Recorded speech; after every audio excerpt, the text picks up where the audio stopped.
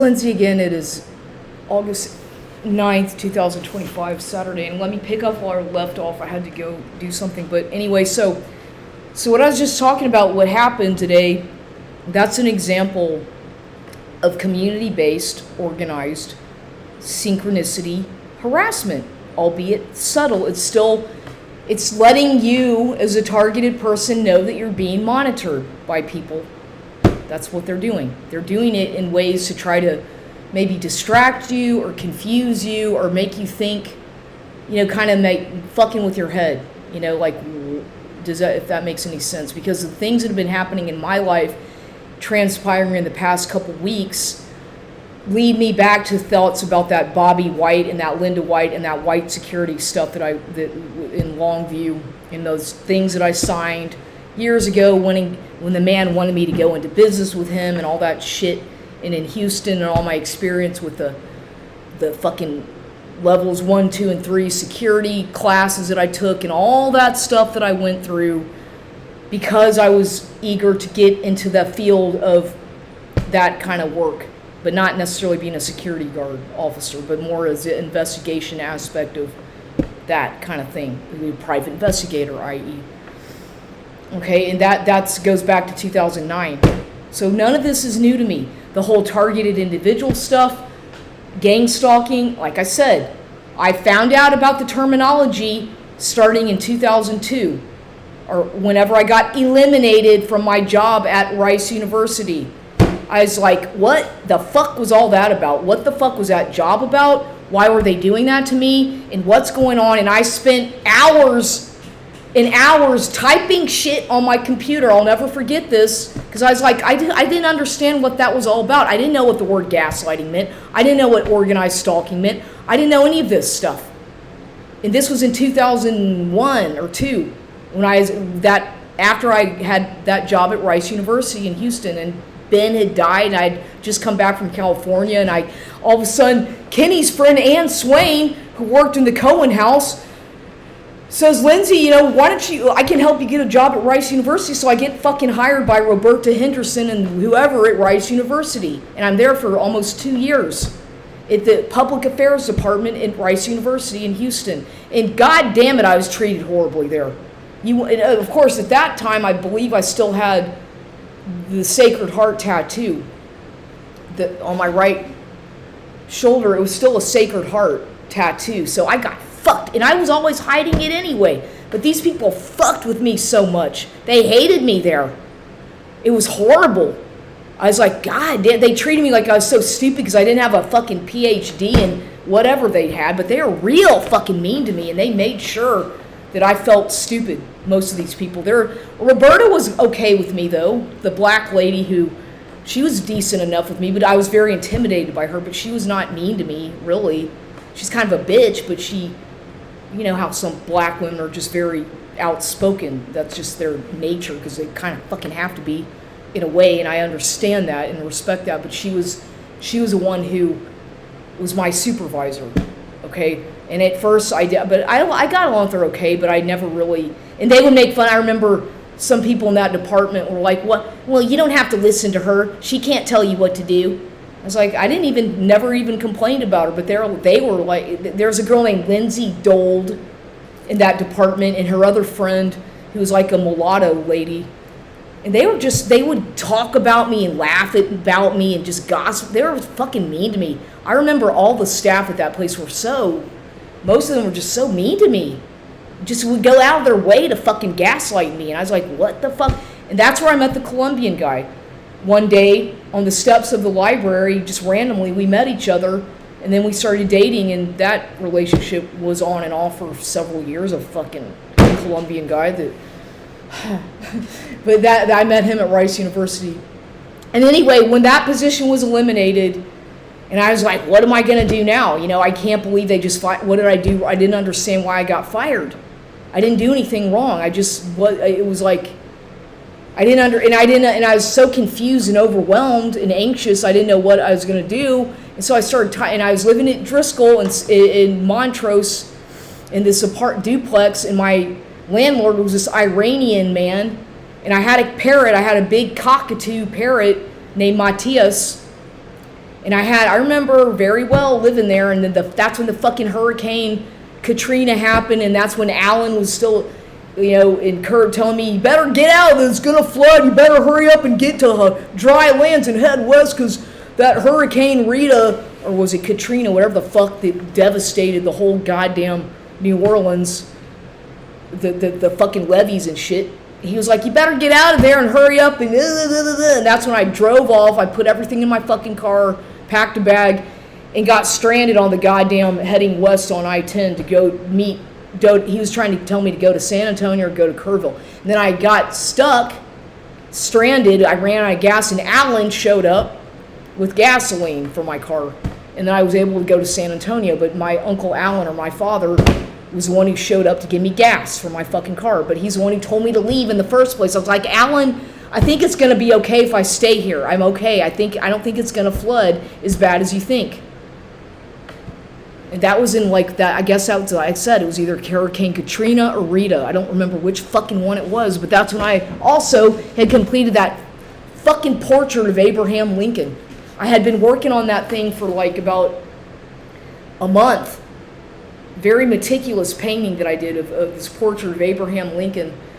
And I was, making sure, it was kind of an abstract / realist kind of painting, oil painting portrait. And I did that. And I remember all of a sudden, when the whole time I was doing that painting, so much weird shit was happening. All the gang stalking, all the weird crap, street theater.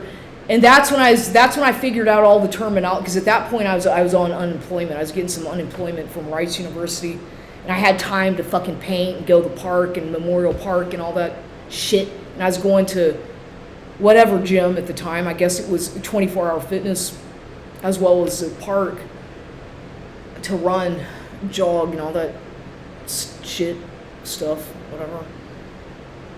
And that's when I found out by typing on my computer, my PC. I had a PC, and I remember, I'll never forget, sitting in my room at that apartment on Driscoll, and I finally found out. I started typing in words, and I was like, what is going on with what happened to me at Rice University? I don't understand this. I don't know how to describe it to people because it makes no sense to me. And that's when I found out. First, I found Eleanor White, the lady from Canada.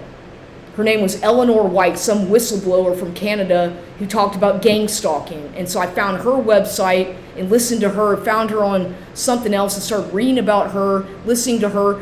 And then I found Derek Robinson of Freedom from Covert Harassment and Surveillance. And he had worked at NSA, and he was a whistleblower, and he was supposedly a janitor at NSA. And Derek Robinson had conference calls. So I started getting on Derek's conference calls religiously. Because I needed help. I was like, what the fuck are these people doing to me? I need help. I can't, this is crazy. They're gaslighting me. They're shaming. It's like public humiliation times 30. And I couldn't deal with it. I had to get some kind of help. So I was getting on those conference calls all the time. And then I started going to the fucking AA shit. Because of alcohol with a Colombian guy. We were both drinking too much, and he was a heavy cigarette smoker and a big-time fucking alcoholic, drinking a shitload, and it was just chaos. The relationship was, so fucking chaotic. Dramatic. It was like a fucking Mexican, Colombian soap opera or something. It was crazy. And so then I started going to AA meetings, and I started taking these chemical dependency classes with Jane Payne back in the day, and she was a chemical dependency counselor. And she had a son named Mark, I remember, who lived in California or something, I don't remember, but she was really cool. She and I got along well, and I think she liked me as a student, and I was doing quite well in those courses. And then I got addicted to going to AA meetings, even though because most people are mandated by court to go to AA. I wasn't mandated to go, I just started fucking going to them, and I was like, this is trippy, this is weird shit, because these people would just I was like, am I in a cult? Is this what is going on here? Because they would hold hands, and then the way they make you, they force you to talk about everything from your past. I'm like, I don't want to tell that you have to have a sponsor. And I remember the first time I walked in the door at the Post Oak AA meeting, just walked in there, just walked in. I didn't know anybody. Nobody told me to go. I just walked in there, and all these people, like I was bombarded with people like wanting to know everything about me, my name, and how can I help you, and welcome to the, like they already knew me and they're expecting me or something, is how it felt. And they're very nice, too nice. And I was like, what's going on here? What is this about? So then so I got affiliated with AA, and then the chemical dependency classes, and then I got licensed to be a chemical dependency counselor, and I did my practicum and all that shit, and I worked in a couple rehabs in Houston, and I was like, I don't want to do this. This is just not, I don't want to work in a rehab. I don't like this. It was not my thing, because it was constant shaming and 12-step shit, and I was like, I don't want to go into this field of chemical dependency or whatever, codependency, 12-step. I don't really know what to do, but I don't know if this is what I want to do. I didn't know what I wanted to do. I was still in my early 30s at that time. I didn't know what I wanted to do. Really, I didn't know. I really did. I was still in my 20s, I think. I was barely 30 years old. And they already expect that you're supposed to sorry, I had a fucking degree in liberal arts. I lived in Los Angeles. I didn't know. I'm sorry, I'm not your typical, sit behind the fucking desk and, tell me what to do, sir. And that's just not how I am programmed. Some people are, and others are not. I'm not. So anyway, to try to make this babbling more so you can comprehend it better, I'm trying to say that I found out about gang stalking, the organized stalking, harassment, all that stuff, community-sponsored, community watch lists, blacklisting, mobbing, workplace mobbing, gaslighting, and I still didn't know much about narcissistic abuse, but now I see how it's all tied together with these psychopaths in the communities and the law enforcement. Then I sort of God damn it, I've really I'm really getting into the fucking rabbit hole now, because I started digging deeper and deeper and deeper with this shit to the point that it became an obsession. I wanted to know anything and everything about gang stalking, about who started it, where it came from, why they do it, who's behind it. And I really learned a lot, but it's a never-ending. I was obsessed with wanting to learn everything about it and make it stop, because I was like, this is the most horrendous thing that anybody could do to an individual. I.e. the community harassment, prison without bars system, where they publicly humiliate and shame individuals who are not necessarily in jail, but you may as well be, because everybody treats you like you're like you're in jail, like you're crazy, like you're a leper, like you're a loser, a drug addict, an alcoholic, a prostitute. All these things that I'm saying, they called me all those things and then more. I was a drug addict, I was a prostitute, I was an alcoholic, I was crazy, I was mentally ill, I was schizophrenic, I was bipolar. They had every label attached to me that you can think of, and I had absolutely no credibility everywhere I went. It was bad, horrible gang stalking, much worse back then. And the more I learned about it, the more I was able to just deal with it. But at first, I just couldn't fucking deal with it. I would go into rages. I would have these fucking rage fits, not in public, but I'd get home and I'd start fucking throwing a fit sometimes because I was so stressed out with all that coordinated, synchronized gang stalking stuff that in Houston, mind you, in a big city, and I was all over the place. And plus I had a health crisis as well as a bad divorce and all kinds of stuff. But I'm trying to say that I really had to educate myself. Nobody came to me and said, well, Lindsay, this is what's going on, and this is what you need to learn about. This is called gang stalking, and these are the words you need to look up, and this is an organization you need to contact, and this is what they're going to do to you, and this is what you can expect. And nobody told me anything. And I would try to explain this to my mother at the time. I tried to explain it to friends that I had. They're like, what are you talking about? you're crazy, you're delusional, nobody's stalking you, you're making this up. I'm like, no, I'm not making this stuff up. I'm not making any of this stuff up. But nobody believed me. The only people who believed me were some of these people on these conference calls, but some of them were so fucking far gone, like talking about all this V2K shit and crap, like microwave weapons and tinfoil hats and Faraday cages and shit. I was like, I don't need that crap. I just want to know why I'm under constant surveillance. And then I learned about the fucking satellite surveillance. And then I learned about other things. And I'm like, okay, so why are they surveilling me, everything I do? Why are they doing this to me? Why are they making it such a big deal to monitor everything I do? Why are they paying so close attention to me like why? Why me, you know? And I was like, well, I've got some ideas as to why this is happening, because I did sign some contracts. I was filmed in the past. I could think of some reasons why. Money, maybe inheritance, or things like that. I was like, because usually, as I've talked about, the main reason they're going to target a person is because of money, because of some kind of financial issue or some kind of a inheritance or something that it's always, usually that's what it is. Or some kind of contract stalk, it's basically contract stalking. They're contracting these private security firms mostly. And plus it's all about who you get affiliated with. Like I had gotten involved with some people. Is it filming? Yeah, I met some people at the park. Like I met a lot of people who were ex-military, and this one man named James Gorab, who I met at Memorial Park randomly one day. He started talking to me, and I started working for him, doing some contract work for him, and he was a military combat veteran, and he had lived in Belize, and his wife was the president of Continental Airlines. And he and I became friends until that became too uncomfortable, because you get the idea, and I refused him. And I guess that pissed him off. And then it got even worse. The stalking got even worse because I rejected somebody, his advances.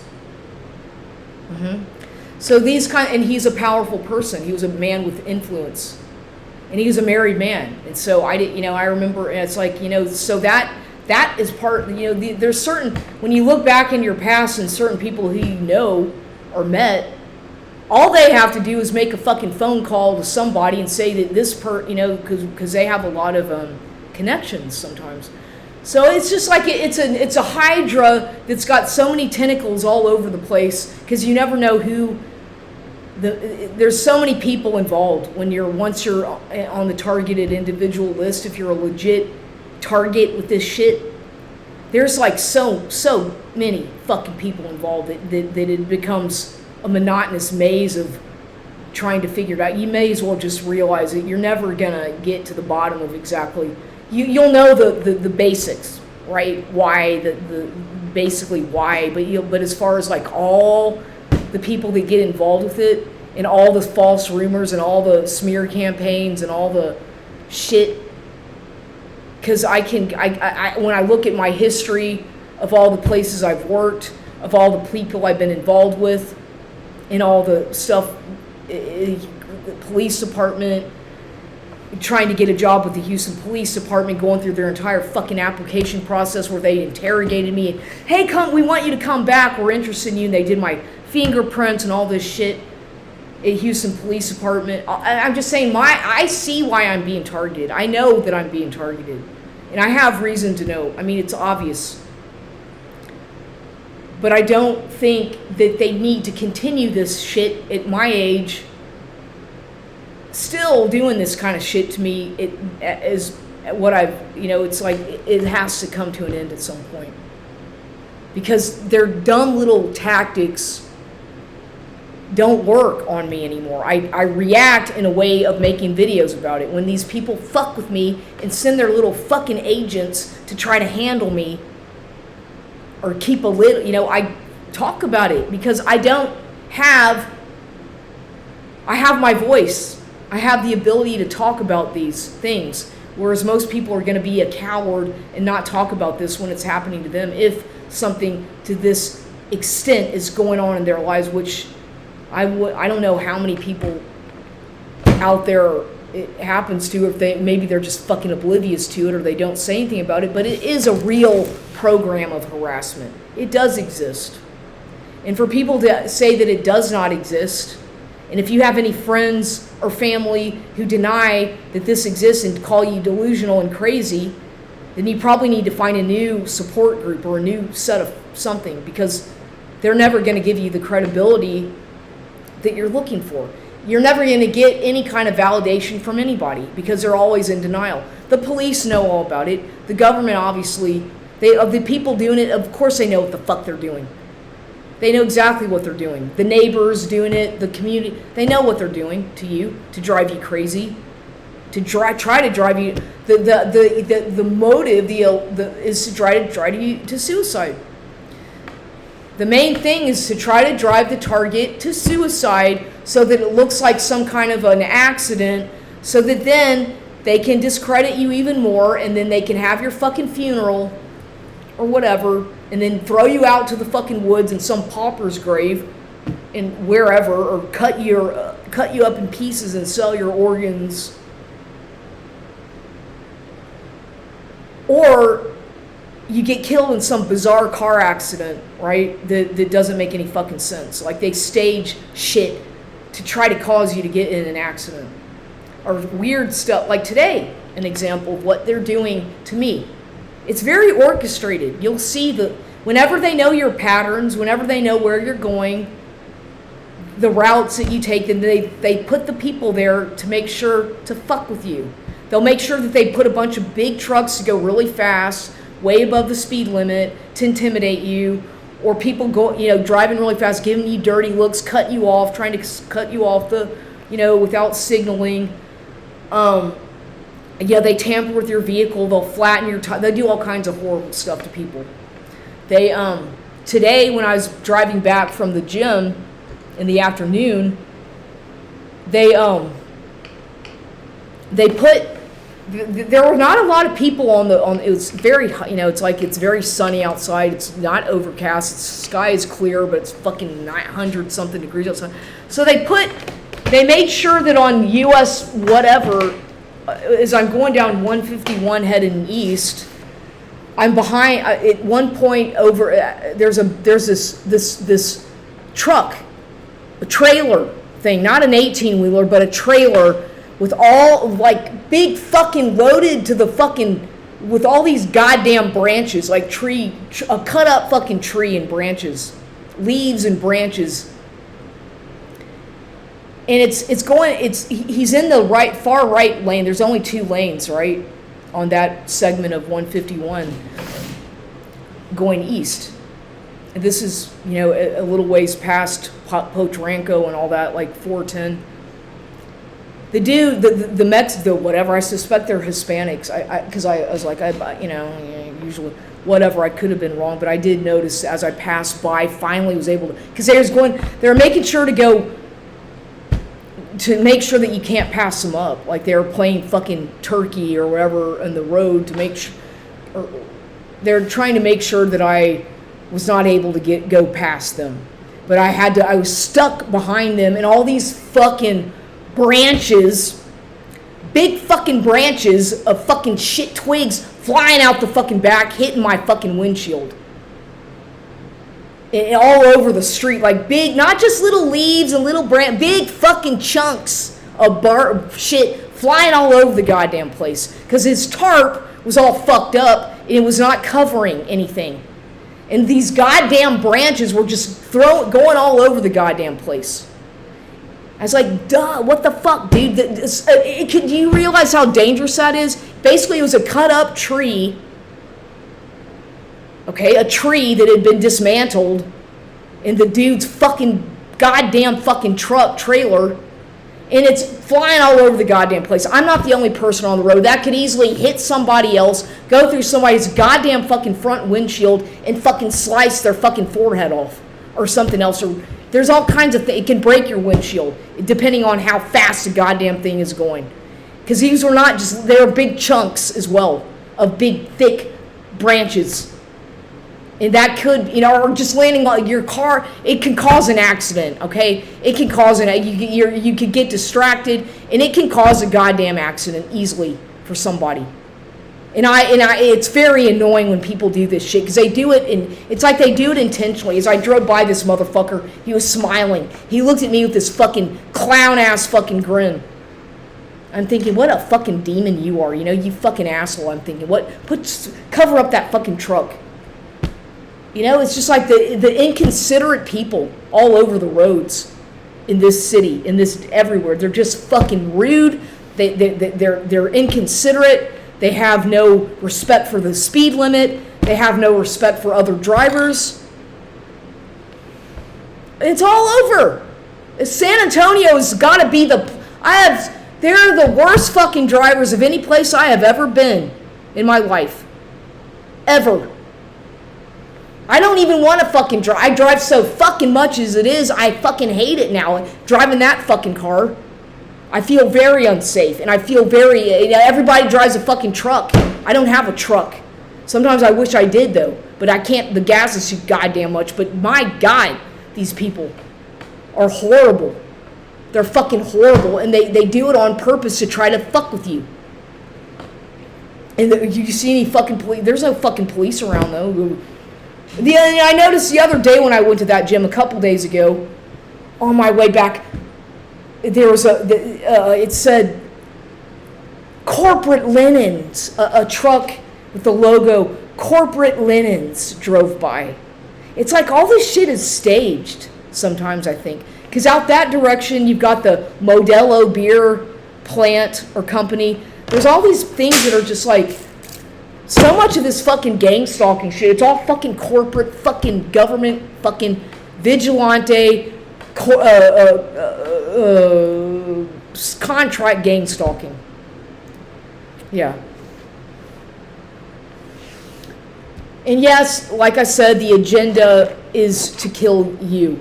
You're the fucking person who's on their list for genocide. If you're a target. I don't care if you're black, white, whatever the fuck, if you're a target individual, the agenda is to fucking have you suicided or murdered so that they can fucking use plausible deniability or lying by omission or whatever asinine shit they can come up with to make it look like it was your fault when it's not. But this is what the fucking government, it's like a goddamn World War III out there. We are in World War III already. We're living in the end times. If you want to go back to the Bible, look at the book of Enoch. Look at what's going on. Pay attention. Study anthropology. Study the book of Curse of Canaan. Open your fucking eyes and see what's really going on around you, and you'll see how angry people are, how entitled some people think they are. It's very fucked up everywhere, but it's all you need to do is just do some history research.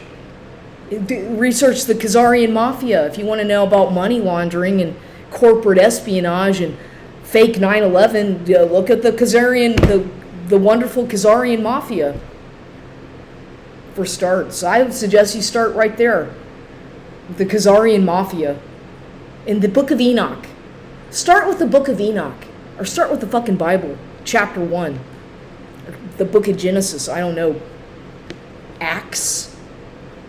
But start looking into this stuff because it's going on around us. The book of Revelation, we're in the end times. Behold a pale horse. Bill Cooper talked about it in Behold a Pale Horse. And got killed supposedly by the government, or maybe that was a staged something because no body was ever, apparently they never found his body or something.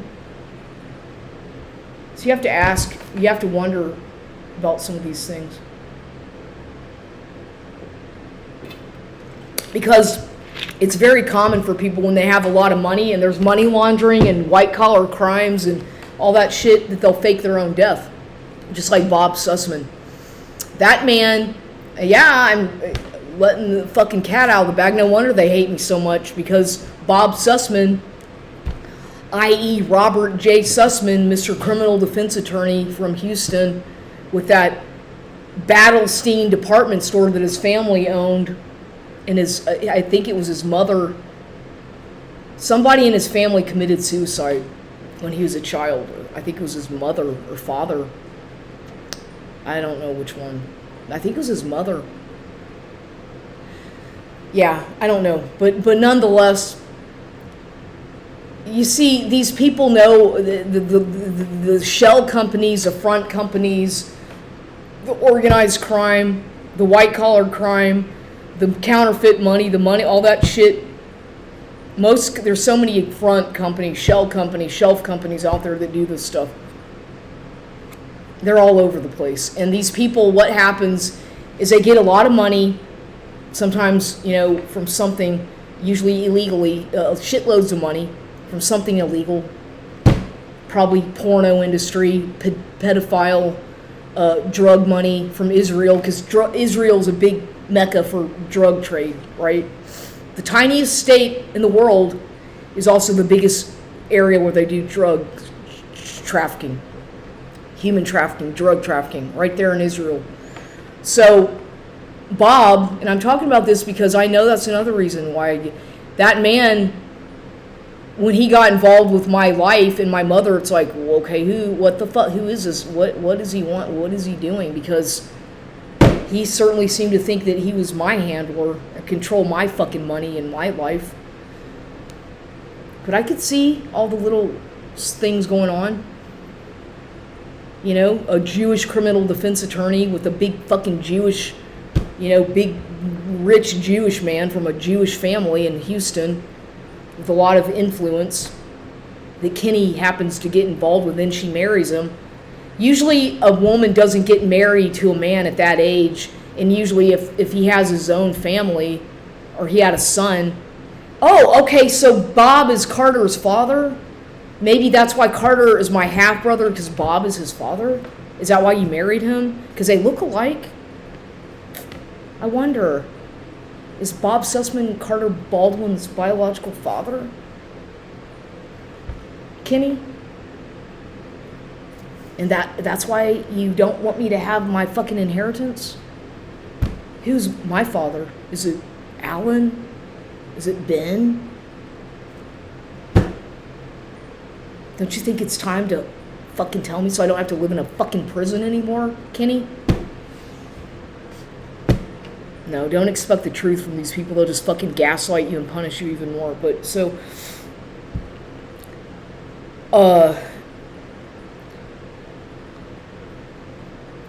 like I said, Bob, I believe, and I'm talking about this again because I see all the shit they're doing to me to fuck with my head and gaslight me, using men, their doppelgangers to look like somebody. So at this gym, there's a man who I notice sometimes who looks like Bob Sussman. Okay, he looks exactly like Bob Sussman, when I knew Bob at least. The same kind of body, the same features, everything. It was like, is that Bob Sussman? It certainly fucking looks a lot like him. Look, Bob Sussman's at Gold's Gym. I thought Bob died. I see. It's a doppelganger that the targeted gang stalking wants me to be triggered to think about him, because the man is clearly watching me and fucking with me because I see the patterns. And he was there a couple days ago wearing all black. I saw him. He tries to be subtle, but he's certainly fucking watching me. And he looks like Bob Sussman. And that was not today, but a couple days ago when I was there. Saw him. Didn't see him today. But that leads me, and then of course they have Jacob's Ladder. And I usually get on an elliptical that's kind of close to Jacob's Ladder. And Bob had a son named Jacob Sussman, who supposedly got into a DWI accident in Austin, Texas, and supposedly killed somebody. But is that bullshit? Is that a fake story too? Who knows? Because Bob, I believe, faked his own death. I think the man maybe faked his own death, and he may be alive living in somewhere else, England or something. Because like I said, when I first moved to San Antonio, I got a Facebook friend request from somebody who was Bob Sussman dressed as a female, in other words, in drag, dressed like a woman. And I was like, well, why am I getting this friend request as soon as I moved to San Antonio in 2016? This weird friend request from Emma West. Emma West on Facebook. I'm like, that's Bob Sussman, but he's wearing a girl's wig and he's wearing a girl's clothes. What is up with that?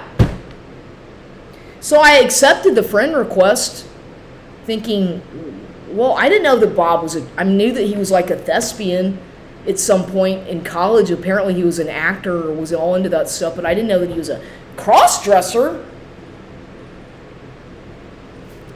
Okay, whatever. So, but I believe he faked his own death. Maybe not. Maybe he did. Maybe he didn't. But it wouldn't surprise me because these people get a shitload of money sometimes for something or the other, and they have to flee the country. They go live a double life. This is very common. So if that's the case, then he could be alive living in another country dressing like a woman to hide his identity. But I don't know. But it's all so weird. And his funeral was at Bradshaw and Carter Funeral Home in Houston on West Alabama. Bradshaw and Carter. I don't know. I just don't know what to think anymore about some of this stuff, because if he faked his own death and they flew him off to some other country to live his life away from the public eye or something, like maybe he was involved with these Epstein people or those kinds of people. You never know. I don't know. But the man seemed to have a bit of a perverted side from what I could see, because he certainly showed me that with his obsession with me. So I don't know. I don't know what to think, but I just see all the weird things going on in my life, and I can't help but wonder, who the fuck are these people really involved with? Who are they, and what are they really involved with?